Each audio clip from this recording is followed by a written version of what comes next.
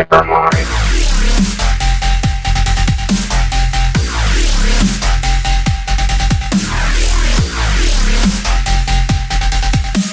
G'day fellow miners and welcome back to the Hypermine server. This is episode 3 in my new Hypermine series on Hypermine 2.0, 2.0. There's Zion up there, Zueljin's base, that is Woolly's place. I go up there, it's looking like it's going to be some kind of a hill fortification, which should be pretty cool. We'll go in, we'll have a look inside Slipgator's. Slipgator's power system for the CPU. Pretty cool. He's upgraded to lava and thermal power. Got a liquid tesseract here which is connected to lava, and these thermal generators from the GregTech expansion or mod, which produce quite a nice bit of EU. So that's pretty cool. It's a challenge getting out these doors. Not much has changed around here. A couple of new little buildings springing up here and there. There's, I don't know whether I mentioned the market, the Zueljin market. There's a building back here belonging to someone. I'm not sure who that is. Somebody has made the effort to clean the village up a little bit, which is pretty cool. They've put down wooden walkways and kind of fixed up a few bits and pieces. This used to be all holes, and the church had a great big gaping hole in the side of it, and someone had built a whole bunch of crap attached to it. Farms are still here. Very useful resource. What was that? Very useful resource for new players. What else do we have to talk about? Probably the next thing. Oh, that's right. I recently forced an update on my client because I was having an issue with something. It turned out that it had nothing to do with the... Oh, it was sulfur goo. It had nothing to do with the client itself. It's incompatibility between two mods. Let's head to the temporary base. And nothing really changed in here. I took a few machines out that were in here. I don't know whether these were actually... I put machines in and then I took them out again. Not much has really changed in here, but the big change... I've still got my tank here full, and it's all good. Big change is in here. As you can see, I have put in the lava tank, and I've put in the power system, the magmatic engine array. As you can see, it's settle. It's quite large. It is 45 magmatic engines, 15 engines per quarter. Sorry, 60 magmatic engines that would be, wouldn't it? So 15 here, 15 here, 15 here, and 15 here. That would be 60. So 60 magmatic engines. 60 times 4 is 240 MJ per tick. So it's quite a large power plant, and there's plenty enough lava in there. The lava doesn't even go down at all. It's not consumed, because there's not really much consuming power apart from this new storage system which we have here, which is called Applied Energistics. And essentially what it is kind of a digital storage system for your Minecraft inventories. And the way it works is you input items via various methods, and they become available in the this ME terminal. And it basically has everything that I have stored in here available, and you can find things via searching. So if I wanted a redstone dust, I could just type in redstone and it'll come up with redstone dust, and I can just pop a stack out if I want. If I wanted let's say an electrum ingot. I don't have any in here, so I'd need to make some.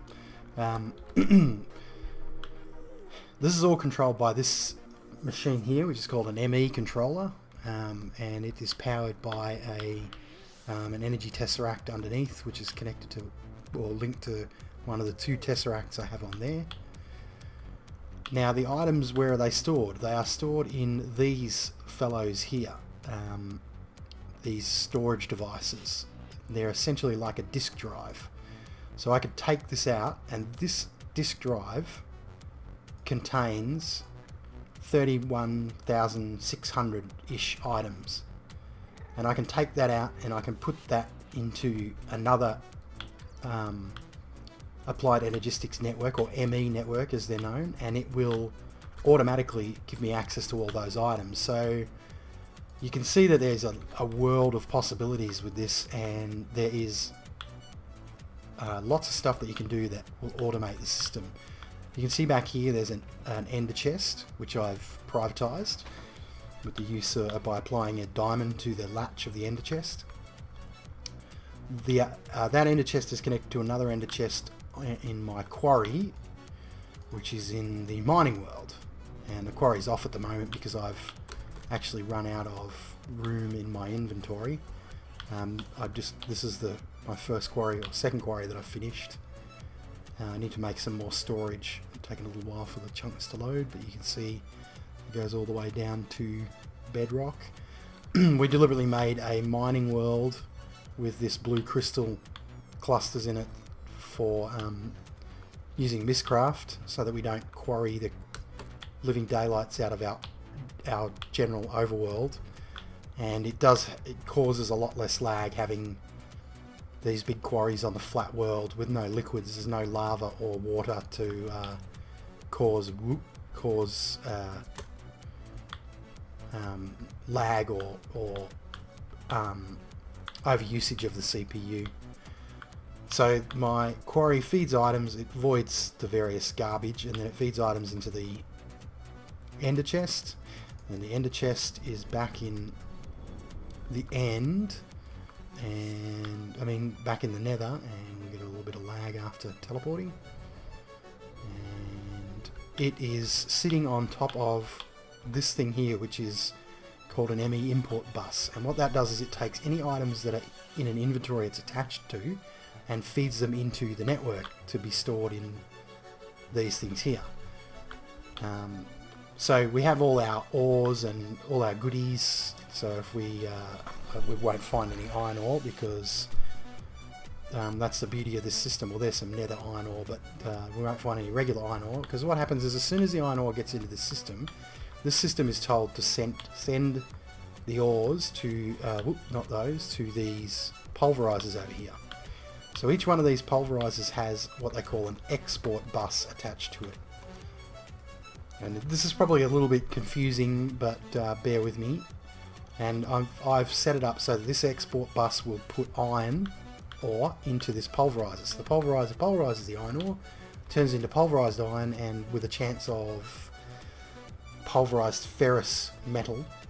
And then these things on top, which are called import buses, suck the dusts out and send them back into the ME network, which then does the same thing to the dust. It sends them down here to these powered furnaces.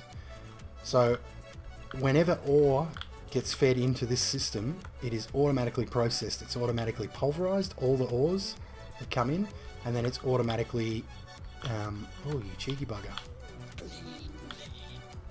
It's automatically smelted by these powered furnaces, and then the ingots get fed back in via these import buses here, and they get transported back in to the ME system. So I can then look up gold ingot, and there we go. There we have gold ingots. This system actually goes a little bit of a step further. You can actually access external inventories using this system, and that is accomplished using this block under here called the ME storage bus. Oh, Benito's poor bees. It's raining and stopping them from working. This ME storage bus essentially will attach to any inventory. So if you had a diamond chest with a bunch of stuff in it, if you attach one of these ME storage buses to the diamond chest, you can access the contents of that diamond chest through your ME terminal. So in the case of that one, I've got glass in there. So this barrel is full of glass, and the idea behind that is to stop this automatic glass machine, so which is a igneous extruder making cobble, a pulverizer making sand, and then a powered furnace making glass. If this just fed directly into the ME network, it would flood the network with glass. It would fill up every available space, and it would keep going until there was no more room in this system to fit anything else in. So the idea is I fill this barrel, I can access the barrel's contents through the ME network. So if I want glass, I spell it right and I type in glass, and there we have glass, 4,440 glass. So there's about 360 in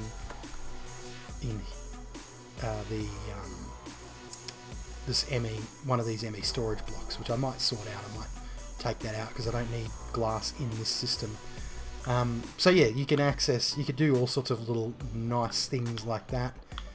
If you wanted to generate infinite amounts of cobble, of course you could do the same thing. You could have a barrel of cobble and then have this ME storage bus here to access the cobble through the network and without flooding your network with cobble. I have the same, well, I don't have the same thing down here, but I have something that it's possible. Sapling must have... Anyway, it's possible for this system, this little tree farm, to actually flood my system with saplings and wood and rubber wood, because I have this directly interfaced with the...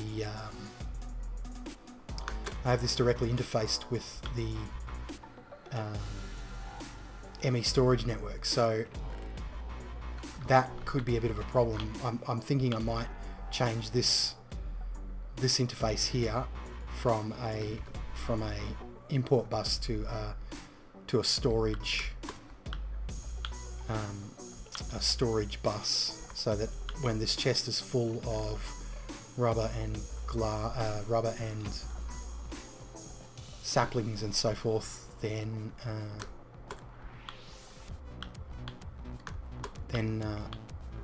it'll stop producing rubber wood and filling the system up, because it eventually will.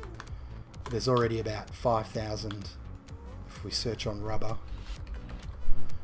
There's over 5,500 of each already in this system and 1,000 saplings, so that could become a problem. So I need to sort something out with that, and I will fix that. I might try the storage bus on that instead, and see if that will still interact with, because this system here automatically feeds the planter, which is underneath here. It automatically feeds it rubber tree saplings, so it keeps the rubber tree saplings stocked, and it automatically extracts all of the rubber wood, rubber and saplings into the network. So I need to look at that and maybe change that. What else? As you can see, I've replaced quite a bit of the glass. I've still got a fair bit to go, so I need to continue making that, and I'm going to put in a few more machines up here to handle creating stuff like this glass automatically, so I can just come in here and go bang, craft.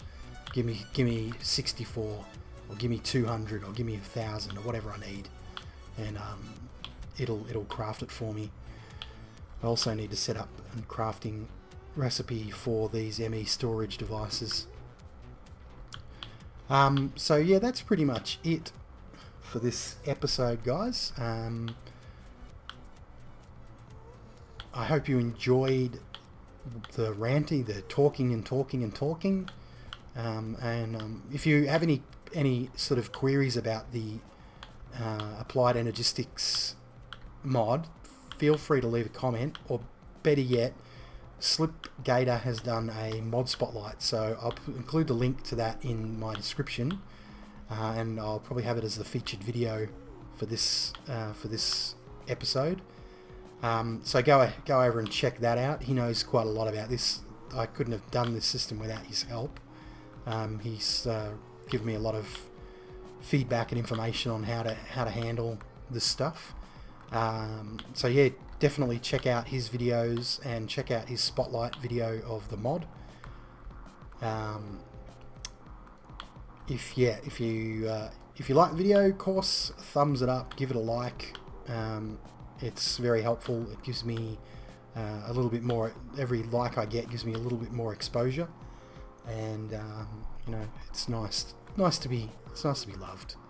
But anyway, that's it for today, folks. I'll call it an episode there, and take care, and thanks for watching, and most of all, keep on digging.